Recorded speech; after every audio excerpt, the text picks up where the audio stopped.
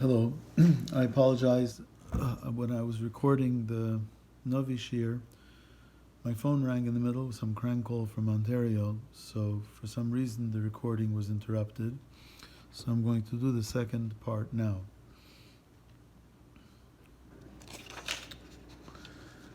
In Pasuk Tezvav, there's a Pasuk, Echzu lanu shu'alim katanim. We were seized by little foxes, mechablim kramim, who destroyed our vineyards, ukromenu smodar, when our vineyards were just starting to have their fruits bud. Rashi says that these small foxes, a fox is a symbol of slyness, and the small foxes who seized us refers to a Gemara. The Gemara says that when the Jewish women had babies, the Egyptians came looking for the babies, and the Jewish women hid the babies. So what the Egyptians did was they brought Egyptian babies into the house, and they caused the Egyptian baby to cry. And when the Jewish child heard the Egyptian baby crying, so the Jewish child couldn't help but start crying as well. And that's how the Egyptians found the Jewish babies, found our children. So Achzulanu, we were seized by shu'alim ktanim. We were seized by little foxes. Mechablim kramim, who ruined and destroyed our vineyards, ukromenu smodar, but our vineyards were just starting to bud with grapes. But there's a tremendous lesson learned here. It gives me a shiver when I think of it. There's an interesting halacha in Bava Kama. What happens if my animal, let's say, wanders into one of your vineyards, and my animal, which I wasn't watching carefully, ate up the grapes of one row of vines. So then you sue me. You sue me for negligence. I wasn't careful. My animal ate up your grapes. But how much do you sue me for? And the answer is, when the other rows of vines of yours mature and have grapes and produce wonderful wine, you sue me for the value that the grapes that my animal ate, what those grapes could have become. Even though when my animal ate the grapes, they were only small little buds, but you see from everything around it that you see what the grapes become. So I am held liable, not just for what my animal did at the time, but for the potential that my animal destroyed. Because it's clear that had my animal not destroyed that potential, that's what would have been. When we think that in the Holocaust we lost 6 million Jews, and we think of what the remnants of the Jews, scattered and beaten and having suffered, were able to rebuild, so then think what would have been if those 6 million would have lived. There will come a time when there will be a reckoning with the nations of the world for what they did to us throughout all the centuries, throughout all the years. But the reckoning will be a far greater reckoning than anyone could ever have imagined.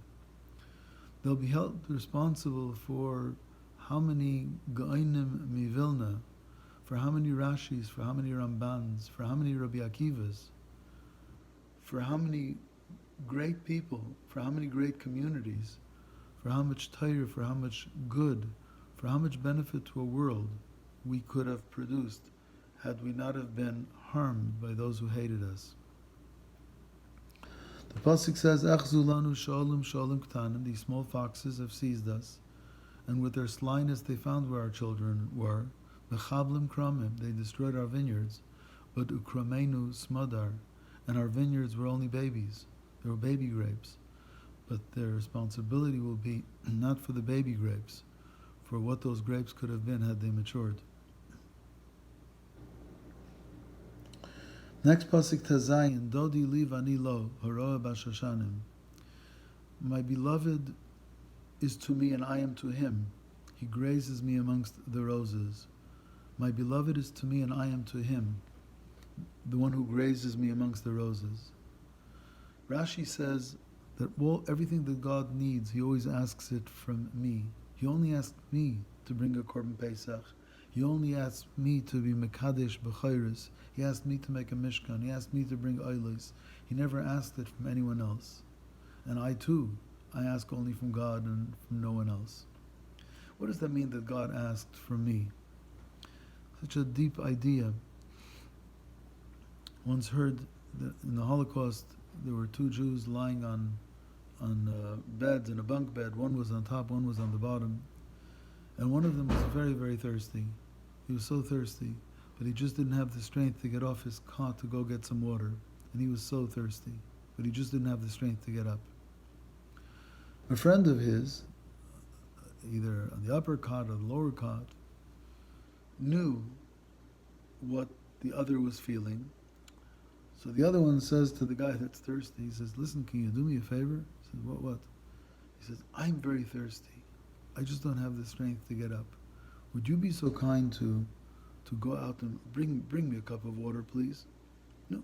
If somebody asks you for a favor, he gets up and he brings back a cup of water. He says, I knew you wanted it. I knew you needed it. So now go drink it yourself. Sometimes when you want somebody to do something for themselves, but they wouldn't do it for themselves. So you say, do me a favor and do it for me. And because somebody asks you for a favor, you'll do it. You know, how many times mothers have asked their children, do me a favor and eat the peas. Do me a favor and eat the spinach. Do me a favor. You know, the child didn't want to eat the peas or the spinach, but when the mother says, do me a favor, no, sometimes you do your mother a favor and you eat the peas or the spinach. God says, do me a favor and bring a Korban Pesach.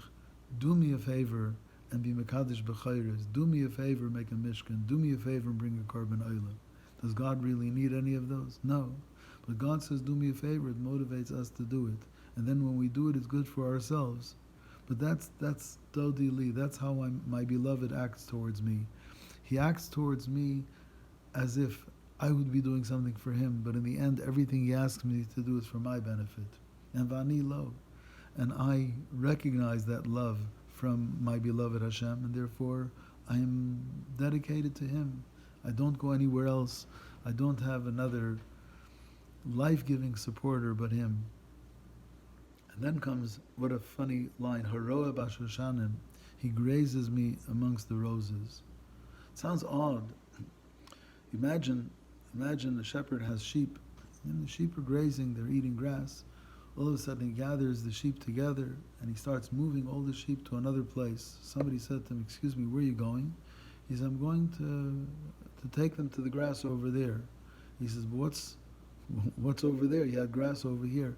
He says, yeah, but over there there's roses. I like it that when my sheep are eating the grass, they should also be able to smell roses. He says, you're out of your mind. The sheep are just sheep. They're just eating grass. Why do you need them to smell roses? Well, somebody who really cares a lot about his sheep and really loves them, he's got to really love his sheep to worry that when they're eating grass, they should also be able to smell roses. But that's what God does for me. There's so many things that God gave us that are good for us, that benefit us, that help us grow and develop, to make us special people. But besides for that, he gave it to us in roses. He who has not been able to smell a Seder Shel Pesach, how the family gathers around and learns about Yetzias Mitzrayim, who has not stayed up a night with a father and brothers learning on a Shavuos night, he who has not sat with a family on a Sukkot, who sat around the Neres of Chanukah, what does he know what roses are? What does he know what real joy and real pleasure is? That's what God did. Haroa Bashashanim.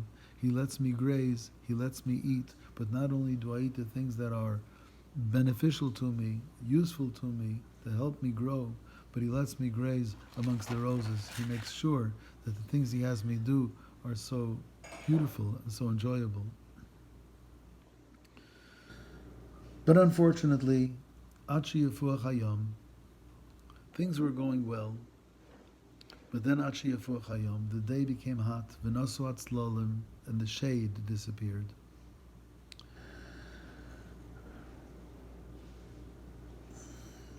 Everything was going well and then we took it for granted. And then the day became hot, and the shade and shadow of our protection disappeared. First we made an egel, and we were forgiven reluctantly, and then we sent spies, and then we were not forgiven, and the generation that came out of Mitzrayim died in the desert. Achi Yafuach Hayom, the day became hot, V'nasu Atzlalim, our protective shade disappeared. We lost the protection, the cover of HaKadosh Baruch Hu watching over us. But we say, nevertheless, Sov the Melech Hadodi, turn and imagine my beloved. Remember, you are Litzvi, Alofer Ayolim. Remember how you are a deer or a young hind. Remember how you ran to take us out of Egypt. So even though we sinned by the Meraglim, and even though we were doomed to die in the desert and not go into Israel until the next generation is born, but God, hurry and hurry and hurry and come back to us. Al Hore Basar. And this is an interesting line. Hore Basar, Horim are mountains, and Basar is like a ravine, like a Brit Bein Habitorim was a covenant between the pieces. There's a gap between the pieces. Hore Basar are mountains, and between it there's like a deep chasm dividing between the mountains. What does that mean? If you picture the image of two people, one is standing on the mountain at the edge of a cliff here, and one is standing on a mountain at the edge of a cliff here, and in the middle there's a deep ravine. On one hand, they might be so close to each other, but on the other hand, they're so far. They're so close they could almost call out to each other and hear each other, but on the other hand, there's no way to get to the other unless you go all the way down and all the way up, and who knows how far that is. So we say, Rabbeinu Shalom, when you were upset with us at the Meraglim and you didn't communicate for 38 and a half years to Moshe Rabbeinu after the Meraglim until the entire generation of the desert passed away, Sov turned to Melech Dodi, imagine, my beloved, that you are Tzvi Ofra Yolim, you are a deer or a fast hind, Al Hore Basar, on the mountains, on the two sides of this chasm. On one hand, you're so close, we have a Mishkan, we have an Ohel Moed, we have a place where you could, would, or should communicate with Moshe Rabbeinu. But on the other hand, it's so far that Moshe Rabbeinu had no communication during those years. So close, yet you're so far. So we asked God, please, we sinned when we made the Egel, we sinned when we sent the Meraglim, and the merit that protected us was gone. But yet, we realize that even though there's a deep chasm between us, but yet these are mountains that are looking towards each other. We are close to each other, and all it takes is a snap of a finger when you will take us back and we'll be united again. That's the end of the second parak, and in the first two prakim, what we've done was we've gone from the introductory longing of a woman who has lost her husband, knows he's around, but he's not here, longing for him, and he longs for her. The Jewish people are longing for God. We've reminisced just about to the end of the period of time in the Midbar. We reminisced about Yetzias Mitzrayim, we reminisced about the Golus, about Yetzias Mitzrayim, and we reminisced about the Egel and God forgiving us. And the reason why we do these, as I told you before, the reason we do these reminiscences, we remember, is because we're hinting from remembering the past, we remember the future. From looking at the pictures of when the couple dated and when the couple was engaged and when they got married, by looking at the pictures, they're hoping for the reconciliation. They saw something in each other when they first were in love, and for sure what they saw in each other was true. So they're looking now to regain that love, and hopefully, B'meher v'yameinu, the Geula will come. I must say again and again, I hope that all of you and your families are well. I hope you're able to use your time well, to enjoy the time that has a different flavor. It's an ability to learn by yourself, ability to do good things by yourself. You're welcome to keep in touch wherever there's any questions that you have. You can either email me or call me, and if I know the answer, I'll answer it in the next Shir. I'll take note of them. I'm keeping the Shirim a little bit shorter. I'm not sure, it's not so easy because you don't get any, so to speak, facial feedback. So, but Hashem Yazor, that if we do things b'leiv sholem, with a complete and sincere heart, Hashem will help us be successful in what we do. So, kol tuv lechem, be well, and as we say in French, à demain.